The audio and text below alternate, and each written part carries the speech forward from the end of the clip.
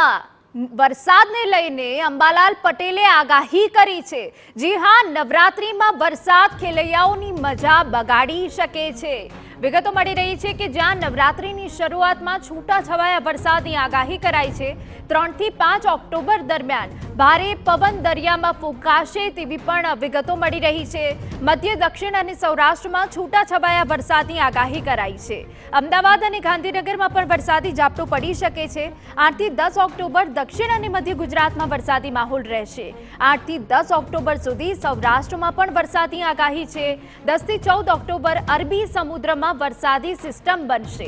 વરસાદી સિસ્ટમ ચક્રવાતનું સ્વરૂપ ધારણ કરી શકે છે અને વિગતો એવી પણ આપી છે કે 28 ઓક્ટોબર સુધી સાયક્લોન ચક્રવાતમાં પરિવર્તિત થઈ જશે। ચક્રવાતની અસર સૌરાષ્ટ્ર સહિતના ભાગોમાં રહેશે।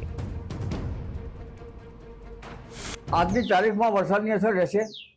મધ્ય ગુજરાતના ભાગોમાં હજુ ભારે વરસાદ કોક ભાગમાં થશે। વડોદરા અને આણંદ, નડિયાદ વગેરે ભાગોમાં વરસાદની શક્યતા રહેશે।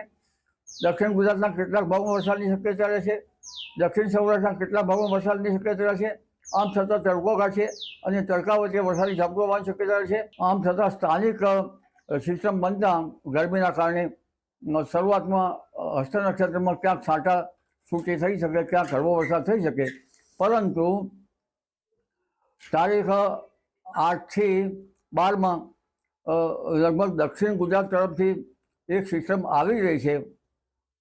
તે સિસ્ટમના કારણે દક્ષિણ ગુજરાતના ભાગો, દક્ષિણ સૌરાષ્ટ્રના ભાગો અને મધ્ય ગુજરાતના ભાગોમાં લગભગ તારીખ 7, 8, 9, 10, 11, 12માં ક્યાંક વરસાદ થઈ શકે।